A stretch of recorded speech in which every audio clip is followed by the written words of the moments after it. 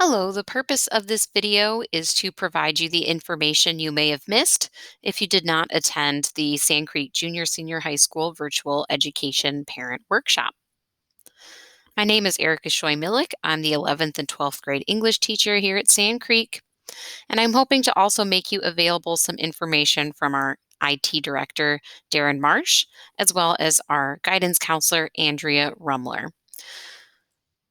The focus of this presentation is to help you as a parent better assist your virtual learner. So that means monitoring and managing your child's academic and social emotional well-being.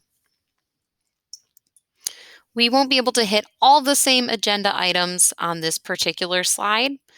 Again, I'm hoping to provide you some videos from Ms. Rumler as well as Mr. Marsh because they have excellent ideas and recommendations in terms of technology and social emotional support for your child. So what I'm going to cover right now are daily expectations for your student that can help them succeed as a virtual learner, how you as a parent can help your child succeed, a few distance learning tips, and since I can't answer a question and answer period right now in a recording, you're welcome to contact me with any questions that you might have. So let's get started. As a virtual learner, to be successful, you really have to engage with what's posted by the teacher every single day. On a day-to-day basis, a virtual learner is expected to log into every Google Classroom every day. So to help kind of go over what a student sees on Google Classroom and how to manage Google Classroom, I'm going to jump tabs and show you what it looks like from a student perspective. So this student is our fake student at Sand Creek named Cindy Lou Who. And this is Cindy Lou Who's Google Classroom homepage. As you can see, there are lots of classes that Cindy Lou Who is responsible for. And there is some extra resources up here in the top.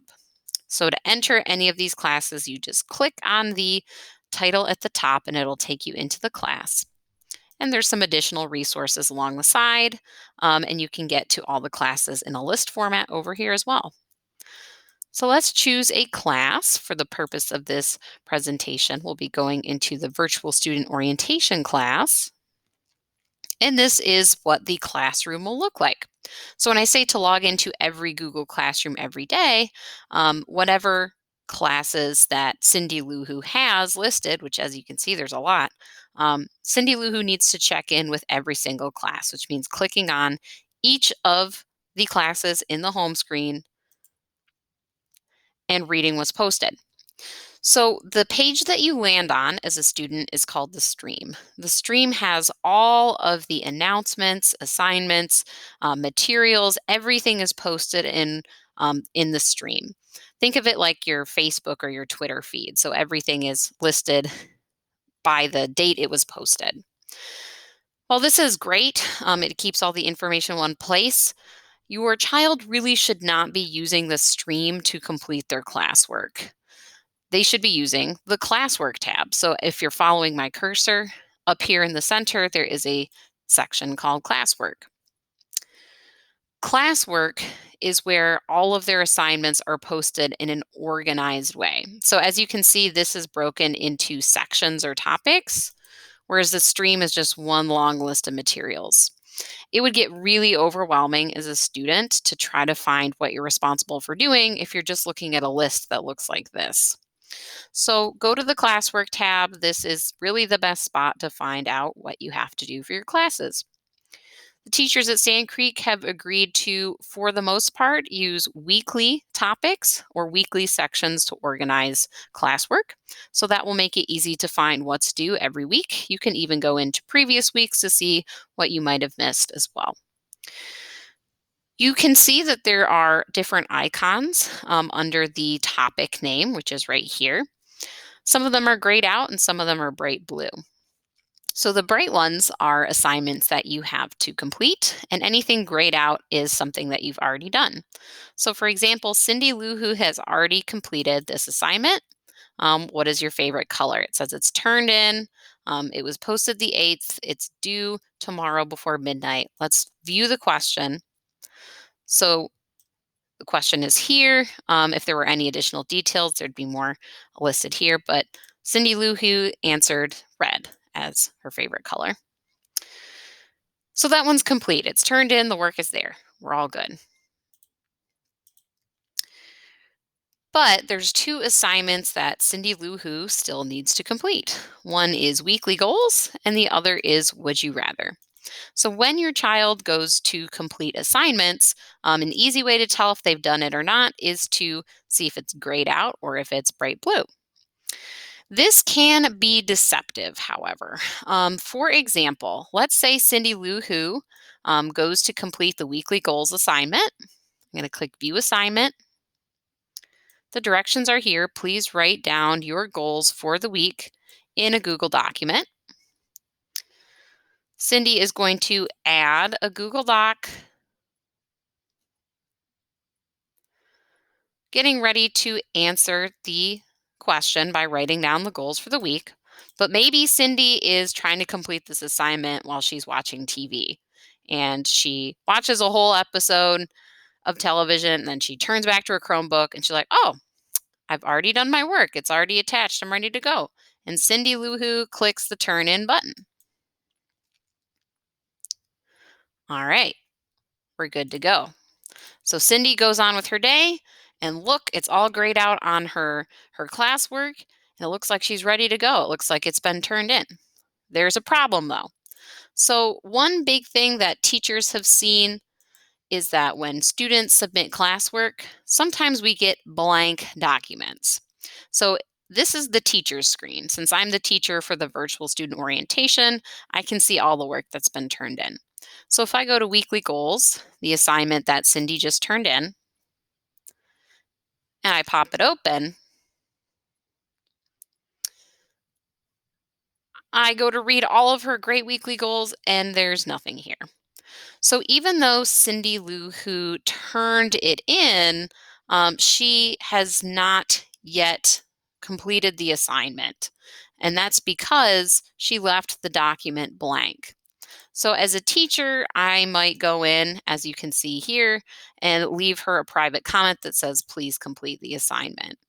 If we're logging in again and looking at hers and she views the assignment, she sees the private comment to please complete the assignment. Your student or your child might be getting a little bit overwhelmed with schoolwork, and maybe to stay on pace, they might turn in incomplete work or even blank work, and that is something that we as teachers have seen pretty frequently. It makes it difficult for you as a parent to sometimes monitor what your child has completed, because if you just look over their shoulder at the end of the day and see all the icons grayed out, it looks like they've done everything they need to. But that's not necessarily the case, because as you just saw, you can turn in blank documents. You can also turn in incompleted assignments. So to demonstrate that, let's say Cindy Lou Who is ready to go on to this assignment called Would You Rather. We're going to click the View Assignment button. And instead of creating a Google Doc on this particular assignment, Cindy Lou has to edit the Google document that's attached. So she might open it up. And all she has to do is type in her answer. So maybe she would start the first one.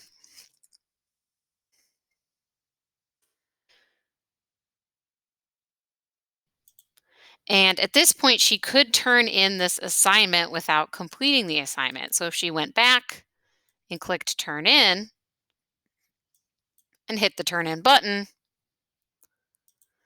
again, it would register that it was complete. So you can see here, it's grayed out.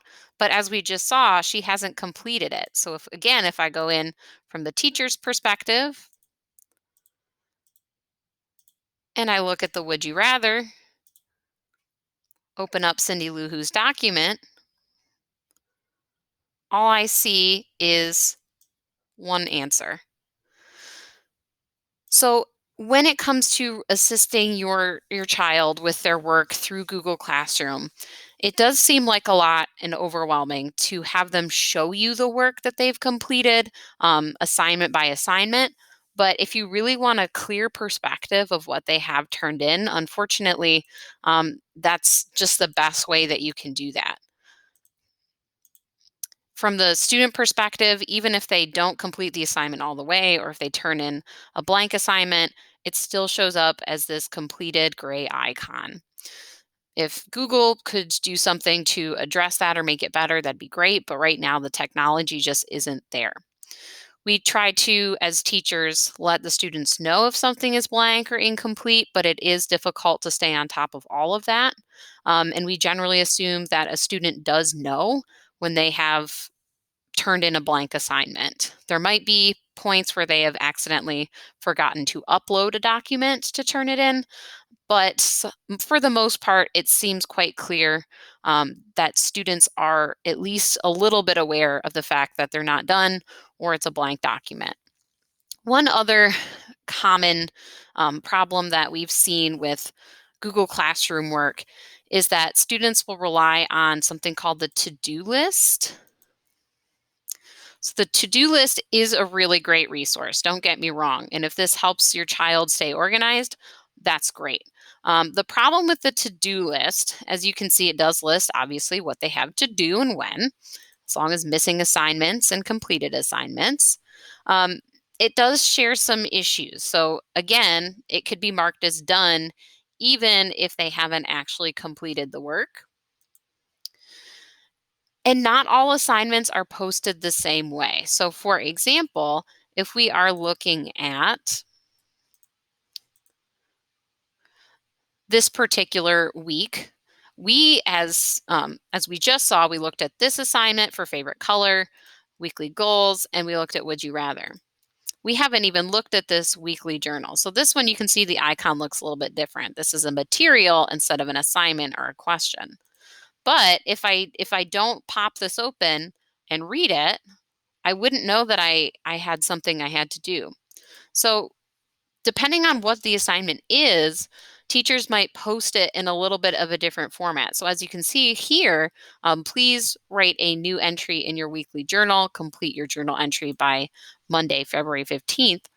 This is something the student is expected to do, even though it's not posted as an assignment. Maybe this is something that the teacher has said over and over again that this would be a regular occurring assignment, maybe to keep it more organized on their end, they posted it in this particular way.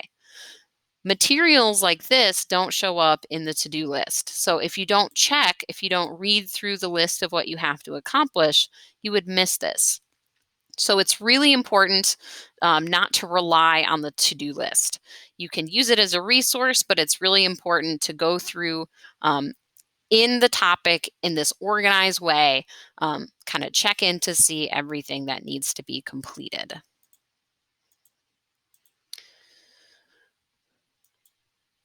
Another great habit for your child is to check their email regularly. When things are posted to Google Classroom, they'll get an email notification. If a teacher sends them a private comment through Google Classroom, they'll get a notification. And of course, if a teacher sends them an email, they'll get an email. So, to help your child kind of stay on top of their work, it might be a good daily habit or every other day to check the email. So, how students can check their email is by starting at our website. There's a section just for students, and the second item listed is Outlook Web Access. Your student's email is going to be the same as their Chromebook login. So, Cindy Lou Who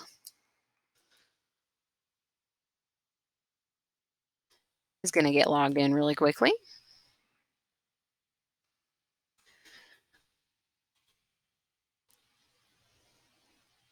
And we're ready to roll. If your child has never logged into their email before, they might encounter this screen. And if they do and they need to get to their email, just look for the Outlook button on the left here. It's a little envelope, and it'll pop open their inbox. So it's pretty user friendly in terms of how it's organized. All the emails they get are in one stream here. They have kind of a spam folder called Other that they can click to, but they should get notifications from Google to let them know if something's been posted in Google Classroom. And they can send messages to their teachers because that's really the best way to get in touch with us. So that kind of brings me to my next point. If your child has a question about their schoolwork, they can send private comments or private messages through Google Classroom. But really, the best way to get in touch with teachers is to send them an email.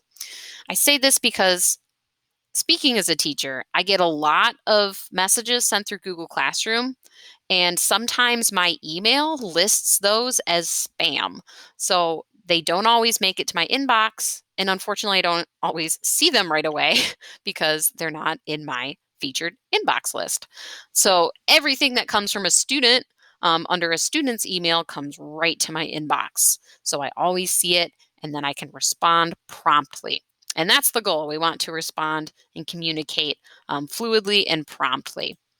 So if your child needs to send their teacher an email, your teacher has probably offered this information in several different spots at this point, including a syllabus or a packet at the beginning of the year, probably has sent your child emails.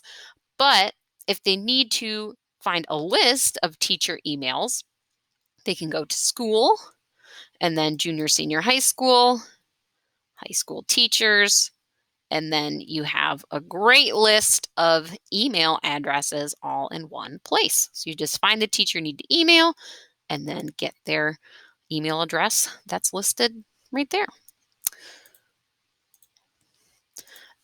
The other daily habit, or definitely a regular habit, that your child should be demonstrating or learning is checking their grades through the Home Access Center, or as we commonly refer to it, the HAC. Grades are attached to Google Classroom, but that is not the right place to check your grades because assignments are posted a little bit differently by different teachers, and even the same teacher might grade things just in their Home Access Center and not really on Google Classroom. It is important to check where our official grades are posted, and that is the Home Access Center. Your child should have their own individual Home Access Center login. So if you do not know that information, if your child does not know that information, please contact the school. We can provide you the login information so they can access their grades. Parents, you have your own login information to Home Access Center so you can check your students' grades. If your student wants to look at their grades, they can start by going to the website. And then the first listed item under the Students tab is Home Access Center. If they've never used it before, they'll have to set it up just a little bit by selecting their school district, putting in their username, and putting in their password, and clicking Sign In. So again, if you don't have this information, this is something you could get. I would love to take you through this, but unfortunately, Cindy Lou Who is not a real student, and I cannot show you a real student's login because that's highly unethical. So this is something that you will need to explore independently, and if you have questions about it, of course, please contact us so we can lead you through it. Google Meets is the last item that I'm going to be covering in terms of what your child should be doing as a virtual learner on a regular basis to be successful. Every Wednesday, we offer Google Meets. We highly encourage your child to log into Google Meets. A Google Meet is there to help answer questions. It's there to offer some instruction. It's there to provide some social emotional support. And it's to make your child feel more connected with school, because working independently at home 4 days a week is difficult. It's challenging, not only academically, but socially as well. So Google Meets are really important. We try to make them worthwhile. They may not be very long. They don't last an entire regularly scheduled class period, but it is a great resource that we have been very faithful to over the year, and we want to continue with this through the rest of the year as well. So if I'm Cindy Lou Who, I need to get logged into my Google Meet on Wednesday. This follows the regular class schedule. So the Bell schedule is listed on the website. You can go to Google Classroom, and then the first under quick links, the check-in schedule. So this is the times that your child will log in to Google Classroom. So for first hour, they'll log in at 7:55, second hour, 8:44, and so on. It's very easy to join a Google Meet. Um, Most of the time, the Meet link is posted right here in the top of the banner, and all you need to do is click the link, and it will open up the meeting. Now, this one won't work right now because the teacher has to open it first. So Google Meets are easy to join. They are important to stay on top and of your work and to stay connected with your school and your school community. So if your child isn't engaging in Google Meets, I would encourage them to do so because it is a good resource. Um, and it's an excellent time to ask questions and to get one on one help from your teachers because that's what we designed it for. We wanted to have a whole day dedicated just to virtual students. So Wednesday is that day, and Google Meets is an essential part of that. So, just as a quick review, for your child to be successful, it's critically important that they check Google Classroom every class, every school day. They need to be looking in the classwork tab. They need to submit completed work, not blank assignments, and they should not rely solely on that to-do list. They really need to carefully look at each topic, each weekly topic to see what they need to do. As a parent, it can be overwhelming to assist your child as a virtual learner. You have a lot on your plate already, and to take over the role of really closely monitoring what your child is doing is a difficult task. So we understand that. Google Classroom is, as you've seen, the main gateway to understanding what your child has been doing in terms of schoolwork. And while it's quite easy to just look over your child's shoulder and check to see if they've grayed out all those icons, they've turned everything in, really the best way to have a good understanding of what they've done is to have them open it up and show you the completed assignments. Um, yes, that's time consuming. Yes, that's a lot of work. But unfortunately, we haven't come up with a better way to really encapsulate everything your child does in one easy to see kind of format that you can just quickly glance at and move on. I wish technology was a little bit more advanced for that, but we're just not quite there yet. You can get summary reports as a parent in Google Classroom. So if you are interested in getting those summary reports, send an email to your child's teacher and they will add you to their Google Classroom. So what that means is every week it will send you it's like an automatically generated email about what your child has done in Google Classroom. It is a bit vague, it's not super detailed, but it does provide some information and it is an overview. So if you feel really overwhelmed and it's hard to kind of check in, at least that's one resource. It might not be a solution to all your problems, but it is a resource that you can use. And again, to get enrolled, all you need to do is let your child's teacher know that you would like to be part of their Google Classroom, and then they will add you in. It's also very important to check your students' grades in Home Access Center. So students should be looking at their grades, checking in on it, making sure that they're on track with everything. But they've got a lot that they're trying to get done, and sometimes, especially for our younger students, it's difficult to keep track of that. So for you as a parent, Home Access Center really really important to check in on. Once a week maybe would be good. Every couple of days. As teachers, we try to update Home Access Center pretty frequently.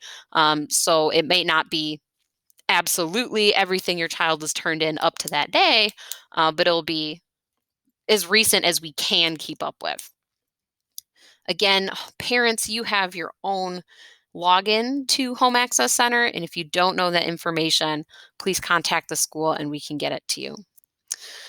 GoGuardian is another resource that you might find helpful. GoGuardian will give you a little bit of a peek into how your child is spending the time on the Chromebook.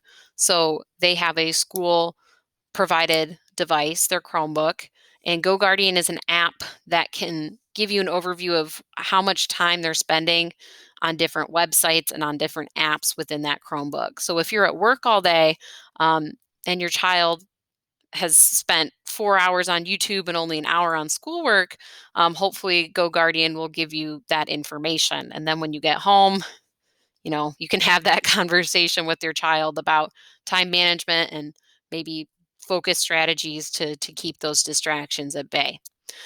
Our IT director, Darren Marsh, has an excellent video for you on GoGuardian, which I will try to include either in this presentation or on the school website for you to review and then access if this is a tool that you're interested in applying.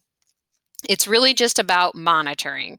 So helping your child succeed as a virtual learner, I would say number one, monitor what they're doing. And that's not to be critical. That's not to be, judging what your student has done day in, day out, but knowing what they have done and what they're having trouble completing is kind of the baseline for understanding and the baseline for making it better. So if you know that they really are spending 6-7 hours a day on homework, but they're having trouble completing that homework, that's good information. That's something that you can work with your child's teacher to help develop a plan, to help them get better, to help create some strategies to have them become successful.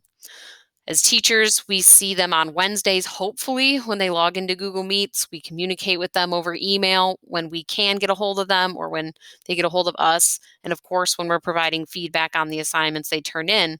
But even that feels very limited. And the more that we can work together, teachers and parents, and monitoring what your child does, the better. The more information we have, the more cooperation, the most success that we can get. In general, to help your students succeed as a virtual learner, one of the biggest and most important things is to provide them the best workspace that you can. Now, depending on your child's preferences, this might be in their bedroom, it might be in the kitchen, anywhere where they feel comfortable and anywhere that isn't surrounded by distractions or noise. So, especially on Wednesdays for Google Meets, if they can have a quiet space, that's really important because then they can listen and they can participate without having a lot of distractions around them.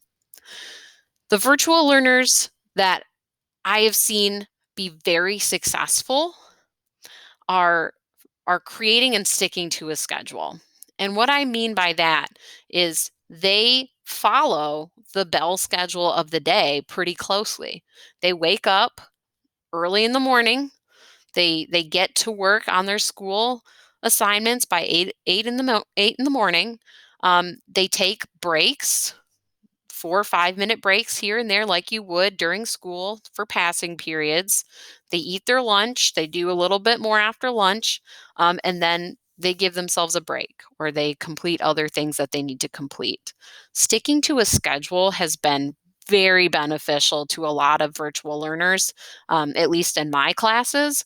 And if your child isn't already doing this, I highly recommend this. It might take some time to develop, but once it is developed and it's a habit, I really do see a lot of virtual learners succeed with this particular structure. Giving yourself time to complete things and sticking to a schedule will help with your sleep. It will help with your focus. If you're waking up really early one day and then staying up really late the next night, it can throw us all off. And trying to complete homework and feel like we're almost in school to stay focused and get everything done. Schedule and structure is really important. Screen time is something that we're trying to work around this year. There's a lot of technology, not a lot of paper pencil work, even for our face-to-face students. So the 20-20-20 rule. Give your eyes a break, especially if your child spends a lot of time in one sitting trying to get stuff done. So every 20 minutes, look at something 20 feet away for at least 20 seconds. Give your eyes a break. Otherwise, it's going to give you headaches. It's not going to make you feel very good to be staring at your Chromebook screen all day. Um, so give yourself time to look up, look around, and not be totally engrossed in what's on your screen. Another extremely beneficial habit that you as a parent can help your child develop is setting a daily agenda. Now, the best way to do this is to click on every Google Classroom, read through what's posted that day, and write down exactly what you have to do on paper. Write it down.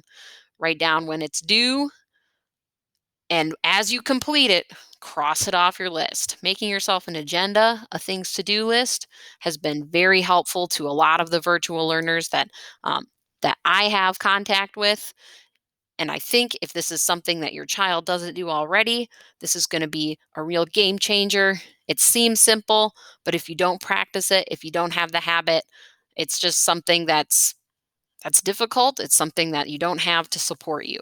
So as a parent, this is something that you can help your child do um, a few times, and maybe after some practice, this is something they can do on their own, and that's a tool they can use to do better. Virtual study buddies. We don't have a study buddy program at Sand Creek, but if your child has a friend or a classmate that they're comfortable with or familiar with, I would recommend having a virtual conference with that friend or that peer. Um, Getting that opportunity to connect with somebody, even at home, maybe even having like a virtual lunchtime with a study buddy, is a good opportunity to feel connected. It's hard to stay on top of schoolwork if you don't feel like you're part of the school environment. It's hard to feel like you have motivation to get things done if you don't have any contact with people. So if your student has a friend that's another virtual learner, maybe arranging some time for them to work collaboratively or to chat with each other, just to stay connected, is not a bad idea. I have some resources from Miss Rumler. I'll give you the quick overview, but she has a video that she made to help you find this as well. Miss Rumler is our guidance counselor, and she has all kinds of resources for you as a parent, for your child. So her information is, of course, on our school website. You can find it by going to the virtual classroom open house and then scrolling down to her name. And this will get you to her Bitmoji classroom. And this has all kinds of resources that will be really beneficial to you as a parent and especially to your child. So she has a lot of stuff that you can access here, including scheduling a visit with her, either virtually or face to face, and her contact information there. Again, I'm going to try to make that video she made available to you so you can watch that on your own. If you do have questions, I am I'm not an expert. I'm just like everybody else. I'm trying to make it through this year. I'm trying to survive. But if you feel like you're still struggling and you would like to get some more information, maybe talk a little bit more in depth about the resources that I mentioned today, feel free to contact me. The best way to reach me is through email, which is listed right there. And I'd be happy to provide you the help that you need. I can't solve the problem unless I know what's going on. I can't probably solve it on my own, but I can help if you do need the help. I'm going to try to make myself available if people do need the help. Thank you so much for listening. If you weren't able to make it and you've watched this video, congratulations on listening to me this whole time. And I appreciate your engagement. And again, if you do have questions, feel free to let me know. Thank you.